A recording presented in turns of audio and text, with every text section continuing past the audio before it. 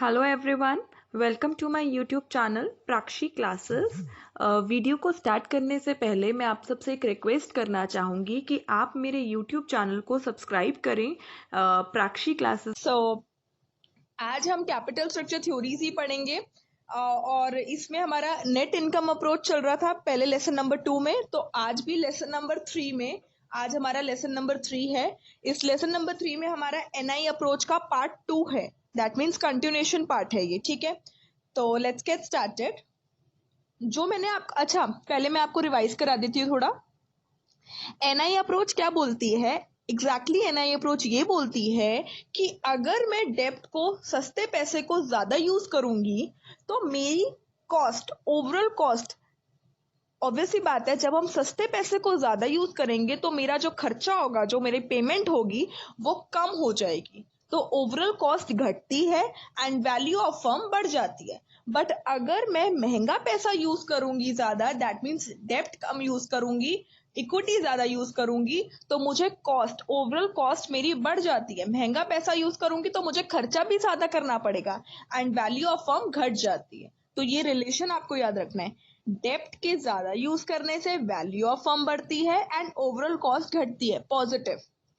But डेप्ट को कम use करने से वैल्यू ऑफ फर्म घटती है and overall cost of capital बढ़ती है, नेगेटिव इफेक्ट, ठीक है। अब ये जो मैंने आपको एक कंक्लूजन बताया शॉर्ट में, इसको कैसे समझाते हैं एग्जाम्पल में, मैं आपको बताती हूँ। एग्जाम्पल देखो, मेरे पास एक प्लान है ए, एक प्लान है बी, और सोर्स ऑफ फंड, कौन सा फंड यूज कर रही हूँ, डेप्ट भी यूज कर रही हूँ और इक्विटी भी। दो तरह से पैसे कलेक्ट कर रही हूँ, डेप्ट से भी पैसा मंगवा रही हूँ और इक्विटी से भी पैसा मंगवा रही हूँ।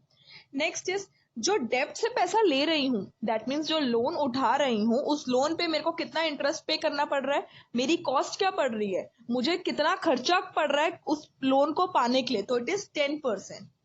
इक्विटी से जो पैसा उठा रही हूँ, उस पैसे को उठाने के लिए मुझे कितना कॉस्ट पड़ रहा है, 15%। देखो, पहली असम्पशन हमारी क्या थी, केडी और केई गिवन होगा और कांस्टेंट होगा। देखो गिवन है और यही चलेगा प्लान ए को भी कैलकुलेट करने के लिए और प्लान बी को भी कैलकुलेट करने के लिए। नेक्स्ट था, केडी हमेशा केई से कम होगा, 10% 15% से कम है, ये ऑलरेडी मैं आपको बता चुकी हूँ, जस्ट दोबारा से बता रही हूँ, क्योंकि जो बाहर वाला इंसान होता है उसको पहले ट्रीटमेंट दी जाती है। दैट मीन्स जो भी पैसा आप कमा के लाएंगे, उस पैसे में से आप पहले बाहर वाले बंदे को इंटरेस्ट पे कर देंगे। तो बचा वाला जो पैसा है, अब वो पैसा बचा भी है या कुछ ही पैसा बचा है या बिल्कुल ही नहीं बचा, तो इक्विटी शेयर होल्डर्स वाले डरते हैं कि क्या पैसा बचेगा लो इंटरेस्ट पे करने के बाद या पैसा नहीं बचेगा। तो वो जो डर है ना, वो जो रिस्क है, उस रिस्क को प्रॉफिट में बदलने के लिए दे चार्ज एक्स्ट्रा अमाउंट। तो कितना चार्ज कर रहे हैं एक्स्ट्रा, 10 से 15, 5% एक्स्ट्रा चार्ज करते हैं। क्यों? क्योंकि वो जानते हैं कि पहले बाहर वालों को पैसा दिया जाएगा, फिर अंदर वालों को पैसा दिया जाएगा। तो अपने रिस्क को प्रॉफिट में कन्वर्ट करने के लिए दे चार्ज एक्स्ट्रा, उस डर को चेंज करने के लिए, ठीक है। तो केडी हमेशा केई से कम होगा। प्लान ए बोलता है कि 5 लाख रुपए आप डेप्ट से उठाओ और 5 लाख रुपए इक्विटी से उठाओ। तो टोटल पैसा कंपनी को कितना चाहिए, 10 लाख रुपए। तो 10 लाख उसने 5 लाख डेप्ट से उठाया और 5 लाख उसने इक्विटी से उठाया। प्लान बी कहता है चाहिए तो 10 लाख रुपए है, बट आप 8 लाख रुपए डेप्ट से उठाओ और 2 लाख रुपए ही आप सिर्फ इक्विटी से उठाओ, ठीक है। ये समझ आ गया। प्लान ए के अंडर मुझे केओ कैलकुलेट करना है। केओ क्या होता है, ओवरऑल कॉस्ट ऑफ कैपिटल। डेप्ट और इक्विटी को उठाने के लिए जो मेरे को खर्चा पड़ेगा टोटल, वो होता है केओ, ठीक है। मैंने केओ आपको बताया था, फॉर्मूला क्या होता है, केडी। केडी क्या है, 10% इनटू डेप्ट कितना लिया प्लान ए में, 5 lakh, divided by total capital employed, कितना पैसा उठाया टोटल, 10 लाख, प्लस केई, केई कितना है, 15%, इनटू इक्विटी कितना पैसा उठाया, 5 lakh, divided by total capital employed 10 lakh. ये फॉर्मूला मैं ऑलरेडी आपको लेसन नंबर 2 में करा चुकी हूँ, या लेसन नंबर 1 में कराया था, ठीक है। तो इज इक्वल टू 1/8, और केओ को हम लास्ट में इंटू 100 से मल्टीप्लाई जरूर करेंगे, क्योंकि KD, KE and KO are always given in percentage, याद रखिएगा। तो मेरा आंसर आ रहा है 12.5% ओवरऑल कॉस्ट आ रही है अंडर प्लान ए। जब प्लान बी में निकाला मैंने, तो केओ आ रहा है कितना, केओ कैसे निकालते हैं, केडी 10% इनटू कितना डेप्ट उठाया मैंने प्लान बी में, 8 lakh, divided by total capital employed 10 lakh, plus के कितना है 15% इंटू कितना इक्विटी से पैसा उठाया है 2 lakh divided by total capital employed किया है 10 लाख, तो इसका आंसर क्या निकला 11%। अब नेक्स्ट, अब आप ये देखिए इन प्लान ए जब हमने 5 लाख अमाउंट ऑफ डेप्ट लिया था, कितना प्लान ए में मैंने कितना पैसा उठाया था सिर्फ 5 लाख रुपए, और बट इन प्लान बी हमने कितना पैसा उठाया था, प्लान बी में हमने कितना पैसा उठाया डेप्ट से 8 लाख रुपए, ठीक है। प्लान ए में मैंने कम डेप्ट से पैसा उठाया और प्लान बी में मैंने ज्यादा डेप्ट से पैसा उठाया। जब मैंने सस्ता पैसा, डेप्ट क्या है चीपर सोर्स ऑफ फंड, क्यों चीपर सोर्स ऑफ फंड होता है ये ऑलरेडी बता चुकी हूँ, क्योंकि जो आपने कमाया उस कमाई में से आप सबसे पहले इंटरेस्ट का अमाउंट पे ऑफ कर देते हैं। इंटरेस्ट किस पे देते हैं आप, डेप्ट पे।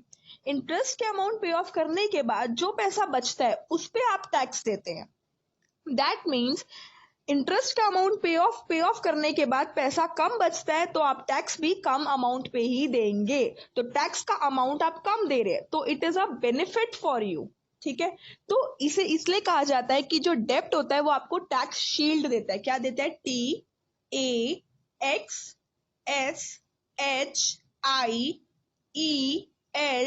टैक्स शील्ड मतलब टैक्स के अमाउंट ज्यादा पे ऑफ करने से बचाता है। शील्ड मतलब कवर, क्यों बचाता है, क्योंकि इंटरेस्ट का अमाउंट पहले कट ऑफ हो जाता है इसलिए वो आपको बचाता है, और इसी वजह से डेप्ट को चीपर सोर्स ऑफ फंड कहा जाता है। ओके, हाँ, अब हम इस टेबल से और इस जो आंसर्स आए उससे मैं आपको ये समझाती हूँ कि जब मैं सिर्फ 5 लाख रुपए डेप्ट यूज कर रही थी तो मेरी ओवरऑल कॉस्ट क्या आ रही थी 12.5%। मैंने सोचा कि डेप्ट ज्यादा यूज करते हैं तो मैंने प्लान बी बनाया और मैंने डेप्ट ज्यादा यूज किया, 3 लाख एक्स्ट्रा यूज किया, 8 लाख रुपए डेप्ट यूज किया, तो मेरी ओवरऑल कॉस्ट आ रही है 11%। इसका क्या मतलब है, इसका मतलब वही है जो मैंने आपको शॉर्ट में बताया था कि जब हम डेप्ट ज्यादा यूज करते हैं, 5 से 8 लाख ये वाला ज्यादा है, जब हम डेप्ट ज्यादा यूज करते हैं तो हमारा केओ घटता है। देखो यहाँ पे केओ 12.5% से घट रहा है 11% और फर्म की वैल्यू बढ़ती है, ठीक है। अब देखो, बाय यूजिंग मोर डेप्ट, जब हम ज्यादा डेप्ट यूज कर रहे हैं, cheaper source of fund, overall cost 12.5% से 11% घट रही है और फर्म की वैल्यू बढ़ रही है। समझ आया आपको?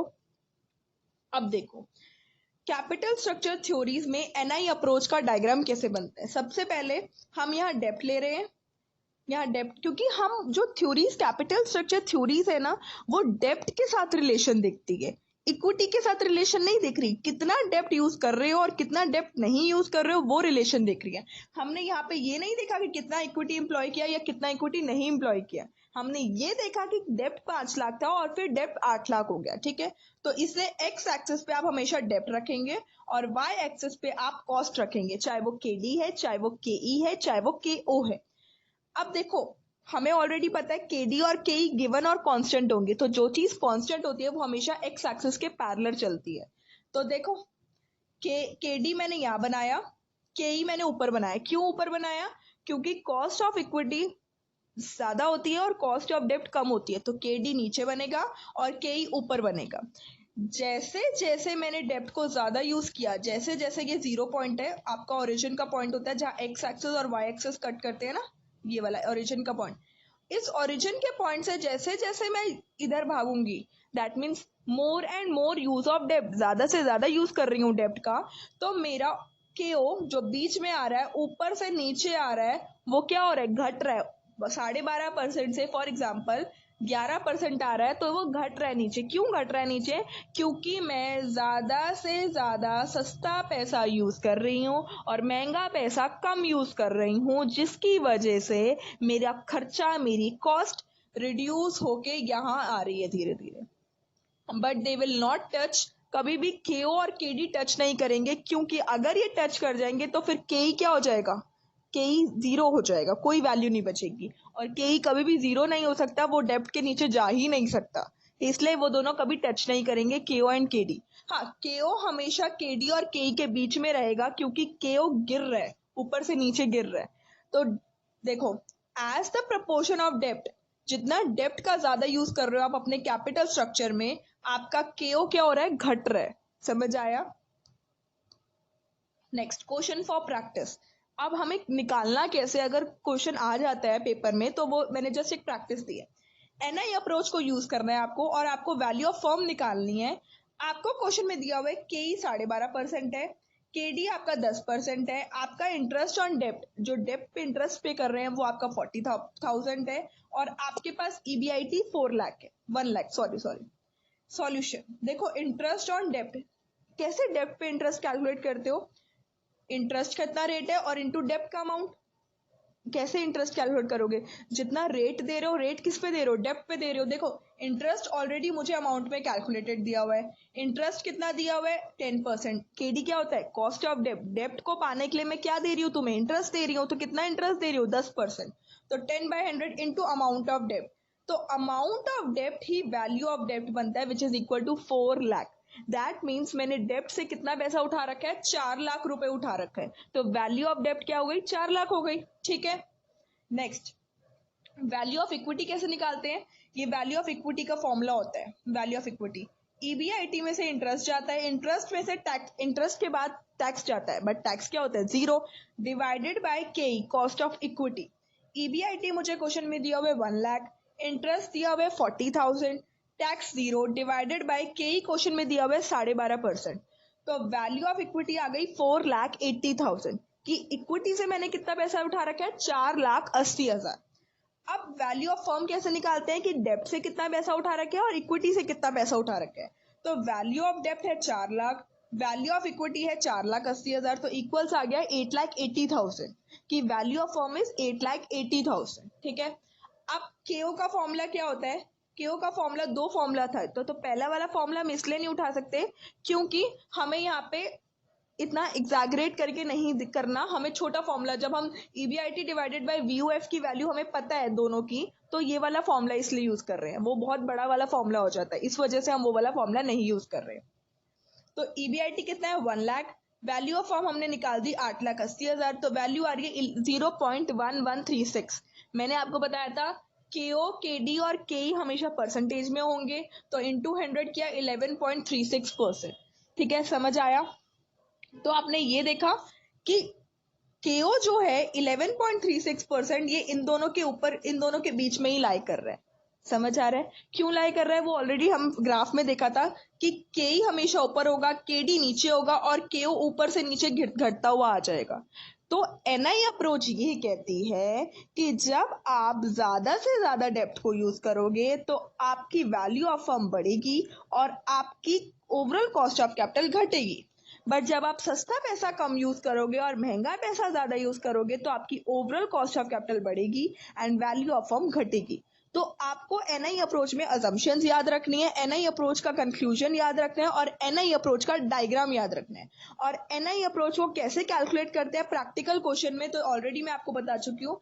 आपको पता होना चाहिए, आपको ये पता होना चाहिए वैल्यू ऑफ डेप्ट, वीओडी कैसे निकालना है, ये निकालेंगे सबसे पहले आप, फिर आप वैल्यू ऑफ इक्विटी निकालेंगे वीओई, फिर आप वैल्यू ऑफ फर्म निकालेंगे। कैसे निकालते हैं value of firm, value of डेप्ट प्लस वैल्यू ऑफ इक्विटी।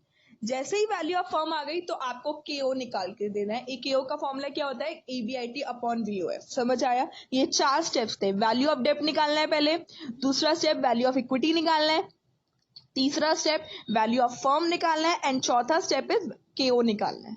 समझ आया।